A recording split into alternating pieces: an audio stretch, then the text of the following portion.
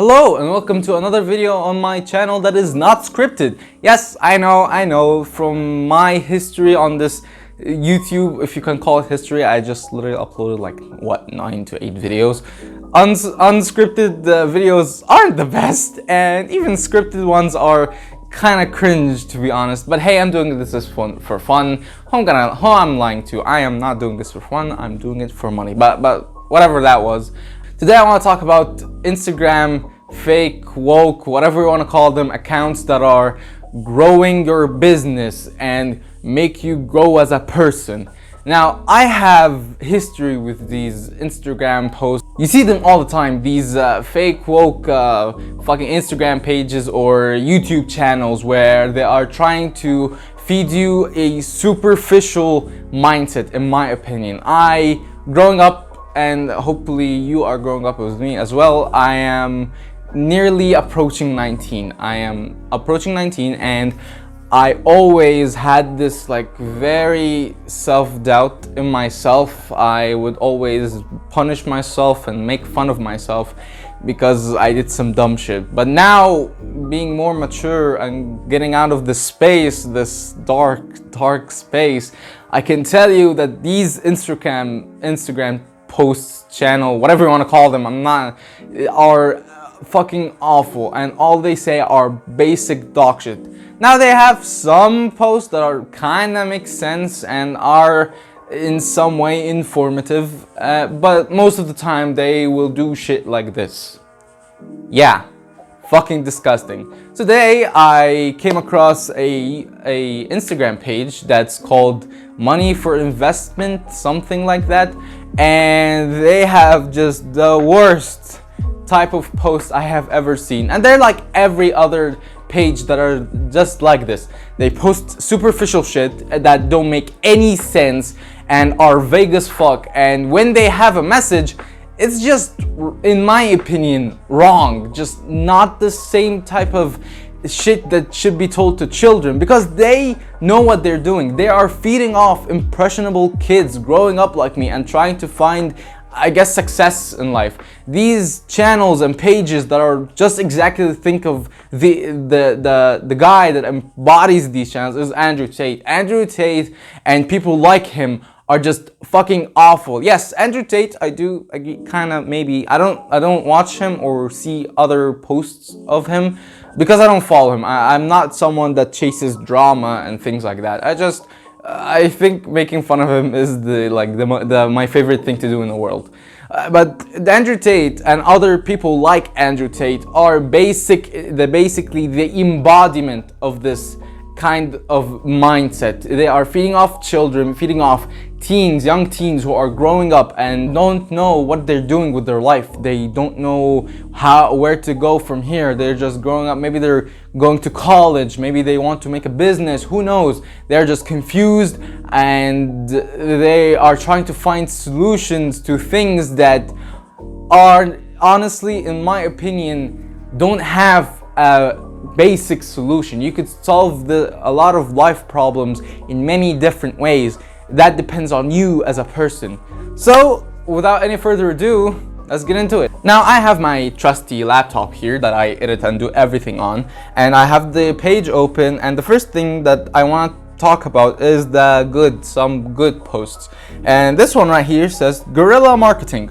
Oral-B promoted its electric toothbrush by painting 3D oral brush on the side of the street cleaning trucks. Highest level marketing. Now, this obviously is nothing to... It gives you an idea on how to grow or how to make a marketing stunt, I guess. And it's actually pretty informative. It could give you kind of a how to promote a product. There are many different ways to promoting a product. I'm not saying that because I'm like a business major or anything. I'm just saying I think from a logical standpoint, there are a lot of ways you can promote a product. But here's the thing. Are they saying that if you brush your teeth are gonna look like a street? Because the idea of this truck is to, clean streets. So I don't know, man. It's kind of weird. Now we get to the bad shit. Here it says, get up, otherwise your comfort zone will kill you. Now, I kind of agree to disagree to this statement. I think, let me put this down.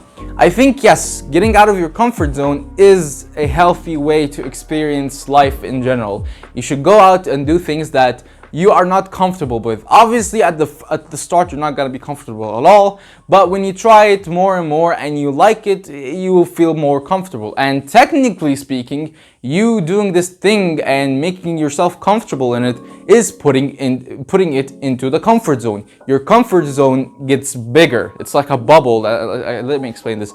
Your comfort zone, I think, is kind of like a bubble. The more you go outside of it and the more you try new things, this bubble expands. So in hindsight, honestly, comfort zones are, not the worst thing they are to human beings. But the thing that I don't agree with is that you should not go there. I think that's what it's trying to say. It's kind of vague. That's what I'm talking about. Their message is vague as shit. It has like a one answer and no other interpretation. What I think is that you obviously sometimes you have to go out of your comfort zone, go to, talk to friends, go try to talk to girls, for example. That's a problem I go have all the time. But after all of that, you should return back to your comfort zone. After a long way of trying new things and stuff like that, you should go back to your comfort zone to recharge. It's not gonna kill you if you stay inside it all the time. That's what I'm trying to say. But on a scale of 1 to 10, it's not the worst. I'll give it like a 7 or 8. If it depends on the interpretation, honestly. If you interpret it the good way and the better way, obviously, it's not the bad. But if you lean too hard on the 10 or 0, it could lead to problems, in my opinion. Now, the one that sparked me to do this video in the first place is this one, and I hate this one. It says, listen, never hide your bad side to make them stay in your life. Show them your worst side and see who can stay with you. Also, I think they meant them, but they have a misspelling. Just tells you how amazing these channels are. So what I get from this, right, with this honestly amazing artwork, I remember seeing it way like 2 months, 3 months ago, but I don't remember who made it. I will search for it. If I find it, I'm gonna put it on screen. So what this basically saying is, never hide your bad side to make them stay in your life. What is your bad side? I think they mean by this is an interpretation. I think they mean by this is that you should obviously be open about yourself, your bad self and your good self. Not all humans, every single human, born, dead, everyone isn't perfect. That's just a fact of life. You will find good in someone just as much you will find bad in them. If a person is a kind-hearted, kind-spirited, maybe you'll find something that annoys you of them. Maybe they spout out too much one-liners like a fucking bad comedy movie. Or maybe they are jealous of you, or maybe they imitate you. Whatever makes you annoyed, that is their bad side. You're gonna find bad as much as good. But I don't have issue with this kind of statement because at least in good interpretation, it tells people to embrace their dark, bad, whatever side you want to call it, and be open and honest about them. And when you are acknowledging and you are self-aware to the point that there is bad in you, I think that's a good thing. It makes you realize, hey, this is bad. I want to work on that to make myself better, a better version of myself. That's a good thing. The bad thing is the next part. Show them your worst side and see who can stay with you. Obviously, I don't have to say why it's bad, but if you don't get it, here's the thing. We don't live in a fucking jungle. We're not in a tribe, all right? You doing your best to do the worst to people isn't gonna make you likable. We're not living in a fucking anime or a comic book or a manga or whatever you want to call it. We are humans. This is the real world. This type of behavior isn't making you look cool or anything. It makes you look like a fucking douchebag. If I go to a person and instead of saying hi or smiling to their face, everything like that, if I go them and just beat them up or just make fun of them, what's gonna make me likable?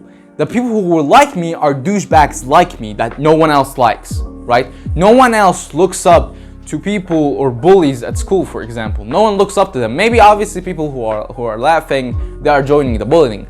But in a normal, not simple-minded, but in a normal people, you know, people who are sane and conscious of themselves, they understand that bullying isn't something you take for granted. Bullying is a serious thing and it could affect a person's entire life. Maybe they put them into depression, maybe even killing themselves. And it's an overstated and obviously a big problem that to this day there are still movies that are made and stories that are made about bullying. So you should not listen to this quote-unquote advice. You quote-unquote showing them your bad side or your worst isn't gonna make you likable, isn't gonna make that girl like you. If the girl likes you, she is a batshit crazy person and she is not the one that you should be looking for.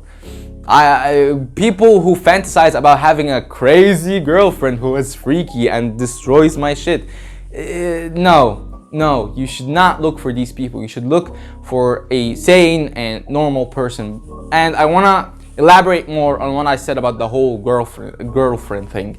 You should look for someone who is basically not toxic. That's what I'm trying to say.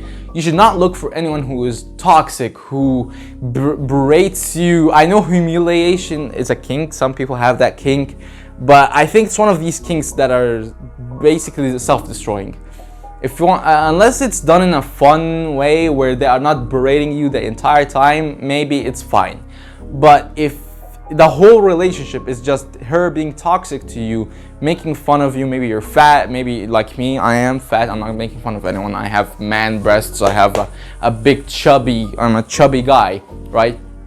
If you're a big chubby guy like me or a big chubby woman like me, if they make fun of you for that, if they make fun of you of how much money you have, everything, this is not a humiliation fetish. It is just plain old toxicity, and you're enabling them by not saying that, oh, she's being toxic or he is being toxic. You're just enabling them to do this because you call it a humiliation fetish. This is dumb. You should not do that. Please, if you're in a situation where this is the relationship, please get out of it. I'm not gonna tell you that I'm the wisest man in the entire earth. I'm not a fucking therapist or anything. I'm just going off by logic and emotions. If it's morally right, or I guess not morally right because there is no morality in fetishes, whatever it is, if it's not hurting you or hurting any other people, it's a good thing. If it's hurting you or any other people around you, it is bad. That's the thing I go by. Okay, another post on this shit amazing fucking okay. This is a video that says you can only win when your mind is stronger than your emotions, and obviously it has cars. If you want to make a successful fake woke whatever you want to call it page, just put cars and put something that sounds cool, and that's it. That's all the effort you have to do. And I mean, honestly, I believe success doesn't have to be something that is linked to just the mind, but also emotions, right? Because here's the thing. Let's say you work with your mind, right? You don't care about emotions, everything. You're being the most calculating person ever. If there is no morality in it, at least a bit injected into this calculating brain of yours, you're gonna be a fucking psychopath, basically.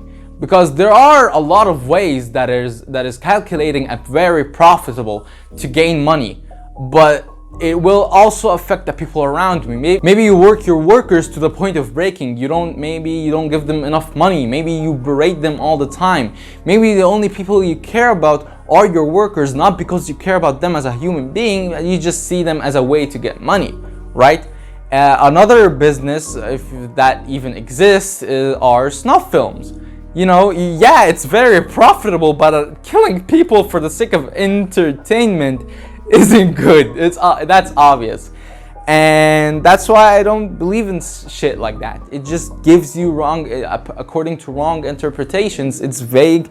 Anyone can interpret it in a way that could destroy them or the relationship with people. Another post. Let's go on to another post because this is just this one is fucking hilarious. It says, "Don't go broke trying to look rich," and it shows you a chart, I guess, of Steve Jobs throughout the years. Do you agree? That's something kind of interesting in a way. Now, I myself, let's say that I am a billionaire, whatever, I have a lot of money, right? I would not live a lavish spending lifestyle, in my opinion. Like, yeah, maybe I would get a nice house with a garage that I could fill with cars that I want or like. Maybe I'll get myself a room with a PS with all the consoles that I want and TV and some games. Yeah, that's what I'm gonna do. But will I flex my money and just say, hey, people, look at me, I have money, and just lavishly spend? No, I am not this kind of person. I'll tell you a little story to explain more of what I mean. One day I was with a friend outside. We were hanging out, and there's this place in Egypt we call Medinti. Medinti is basically like another fucking city of itself. No, seriously, it's a very big place. And it's one of these areas where most people living there are rich to some degree, right? It's a very rich, Americanized, whatever you want to call it, place. There are barbers that are expensive as hell. It's fancy. It's a fancy place. Excuse me. It's a fancy place with a lot of cafes and restaurants and things like that. But some people may like it. I don't, honestly. I think the most thing missing out of places like this is a soul. I think it's heavily corporatized. And I think it's bad for people to live in. It's not my thing, honestly. If you like this, I'm not saying you're a bad person. I just think that the human interaction and living in a place where maybe it's quiet. Yes, I'm living in a place that is quiet as shit, even at night. You can feel, you can fucking hear your breathing while sleeping. But I think if a place is yes quiet, but at the same time has a lot of people and it has a soul, what I'm trying to get to, I think that's the best place, perfect for me. I don't care if the place is not as fancy and has a lot of restaurants. I care mostly about minimal lifestyle. Yes, I would spend. I'm not gonna deny that fact. I would spend on things I want or need. If I have money for something that I want, I'll get it. And honestly, even that is kind of hypocritical of me to say, because I'm gonna be honest with you. If I have a lot of money and I won't buy things like a 3-screen setup for a PC, for example, I think 2 is plenty enough. You know, if I'm a big YouTuber or Twitch streamer, whatever it is, one to show me the recordings that the screen is recording, and the other for playing games, and that's it. I am content. I don't need other screens. Maybe 3 if you're a big Twitch streamer and you want to see the chat, but other than that, I think it's just excessive. Getting 3 screens for your PC, getting a headstand for your headphones, and getting all the new Apple iPhones, the new AirPods, all these things, while yes, maybe they are comfortable for you, for me, honestly, just a normal, maybe I get like an old version of the AirPods, but other than that, I won't get anything else.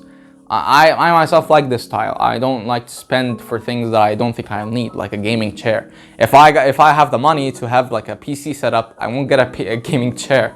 I'll get a normal ass chair that is cheap and does the job. I don't think that spending that much money on a gaming chair is worth it, honestly. It doesn't even have anything, it's just a chair. Yeah, it's comfortable, but is it worth that much? Not me. That's just not me. So this post is interesting. It could make you think and look about in like a way where, yeah, you don't need to spend money. Yeah, you're a billionaire, but you don't need to spend money. And generally speaking, considering like another medium, rappers, for example, who flex their money, you know, they get grills and chains and everything like that. I just think it looks stupid. Like, flexing money, for me, doesn't make you look cool. It makes you look like a fucking douche. And just makes you hate the idea of getting money. That's just me though. That's just my opinion and that's my outlook on things. If I see YouTubers, and not just rappers by the way, I'm talking like YouTubers too who flex money. Rice gum. Oh, something is stuck in my throat. I think that I don't care about lavish spending. Look, it makes you look like a fucking douche and it makes you hate the idea of getting money. That's it. Okay, another and possibly the last post on this. This one is cool. It doesn't have anything to say. Oh, okay. Here's this one, which is just the pinnacle of being dumb. When Lamborghini said we don't do commercials because our target audience isn't sitting around and watching TV, that hit me like a ton of bricks. Newsflash. There's a lot of people who make a lot of money out of sitting in front of their PCs or watching television.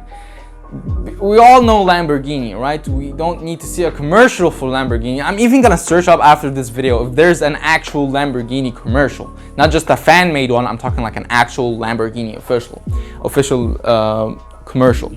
But here's the thing, people need to chill. There's the thing, you obviously hear about it all the time, especially on YouTube, which is burnout, or in gaming terms, if you're a gamer like me, hell yeah, we're so cool, is crunch. Just because people are burnt out or crunch doesn't mean that they don't deserve a break.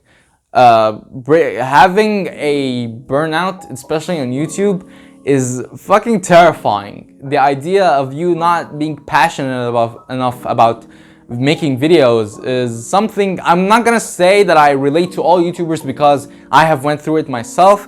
I didn't went through it as they did. Here's the thing, I don't have an upload schedule. I sometimes post 3 days after 3 days from the last video, work on 2 videos and I post them, maybe a short one and a long one. But for me, honestly, I kind of experienced it when I tried to upload every single day. These 5 videos that I uploaded, like the first 5 or 6 videos that I've uploaded, were a hell for me. Because first, I'm still learning the new software, right? Second, I'm trying to improve my thumbnail skills, whatever you want to call it. And third, I wanted it to be a heavily edited video. And that is not easy. That is not easy at all. And what contributed more to me feeling burnt out is that there's a lot of YouTube channels that tell you need to be consistent. You need to upload, maybe not daily, but one time in a week, which I think I agree with. Uploading once a week is possibly the greatest strategy to do on YouTube, because you don't want to burn yourself out, right? Trying to upload every day to grow your channel and having a consistent upload schedule, that's just, I don't believe in that, because there's a lot of big YouTubers who are well known but have like the most awful uploading schedule ever. Case in point, Cory X Kenshin. Now, just before anyone just attacks me here, I love Cory Kenshin. I watched his videos since I was like 15, and I loved his Happy Wheels, his everything he does, even Spooky Scary Sunday. I would tune in not every Sunday, but I would tune in to see the news, to scary videos. He's just an amazing, fantastic guy. But I gotta admit, he doesn't have the best uploading schedule. And I'm not claiming I have. I do have the best. I don't ever consider myself an upload schedule. I don't even have an upload schedule. Sometimes I post 2 days after the video. Sometimes I post 3, maybe even a week. Who knows? I haven't done that. But he's still successful. It's kind of like a reverse way of being consistent. Yes, he is inconsistent in uploading, but he's still successful. Whenever he takes a break and he uploads a video, I think he charts #1 every time. I'm not sure about this fact, whatever you want to call it. But yeah, that's just another. Let's take another look at another YouTuber, Totally Pointless TV. This guy I discovered like 2 months ago, and from the first video that I've watched, which is a review of all the Postal series as a whole, you know, from the first Postal to Postal 4. It's an amazing video, and the guy who makes these videos is passionate as fuck, and I love his commentary. Even though I love his commentary, I love the editing style, I love everything about it. He is an amazing, talented person. Yet he uploads maybe twice a month, once a month. I don't know his schedule yet. But what I'm trying to get at is, you, if you're a YouTuber or maybe you're a hardworking man, you need a break. You need to take a break so that you can recharge yourself and be able to relax and refreshed and have the passion to go make that work of yours, whatever that is. Just because you're sitting around and watching TV, or maybe you're making YouTube videos, maybe you're watching YouTube, doesn't mean you're a person that doesn't deserve to get a Lamborghini. It's an amazing car. Yes, I do love Lamborghinis, but at the end of the day, it's just a car. You not getting it doesn't mean anything. You're still a worthy human being. You deserve love, happiness, appreciation, everything. Just because you don't have this type of car or you don't have a luxurious lifestyle doesn't mean that you're not a successful man. I think success in anything, in life especially, depends on the person. Like, I am happy where I am right now, right? I'm not the most happiest person.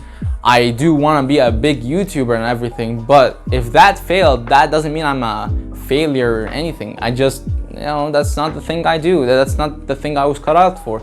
Maybe people don't like that channel. Maybe I make shit content. Who knows? But if I say make a business and it blows up and I can get a Lamborghini, I won't flex it in front of people, because at the end of the day, it's a Lamborghini. It's a car. That's also another point I want to talk about. These kind of posts enforce the idea of materialism. And I'm gonna tell you right now, in my opinion, being materialistic is the worst thing you could do in life in general. Just because you have a PS5, or just because you have a nice car, maybe you have a nice house, maybe you get a lot of women, who cares? This is not and you flex it on people. This doesn't change the fact that you will get old, you will die, and no one will remember you. People will remember you for the worst thing, you being a dipshit and being flexing and flaunting your money in front of people. I think that's the worst way to live life. If I say, for example, get a Ferrari right now, would I flex it? No, no, I don't think so, because it's a car. At the end of the day, it's a car. Yes, it's a luxurious and expensive car, and it has a worth. Yes, I'm not denying that, but at the end of the day, it's just a car. A new one will come out, and one day I will be old. I'll be maybe 60, 80 years old, and I will die. Everyone is like that. Yeah, that's a fact of life. And I think flexing your materialistic shit in front of people doesn't make you a good person or a cool person. It makes you look like a dumbass.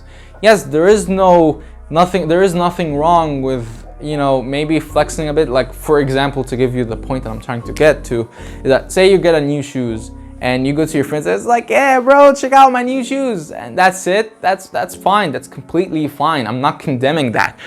What I am condemning is the idea that materialism equals happiness, because it's not. It's basically saying that you can buy you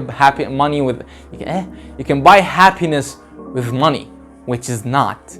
You could live the most luxurious lifestyle ever, but maybe you will have people who are yes men to you. They just say yes to you whatever you say, because maybe they just enjoy the idea of, I am friends with a big YouTuber, or like Bill Gates. Who wouldn't want that, right? But is that actual connection?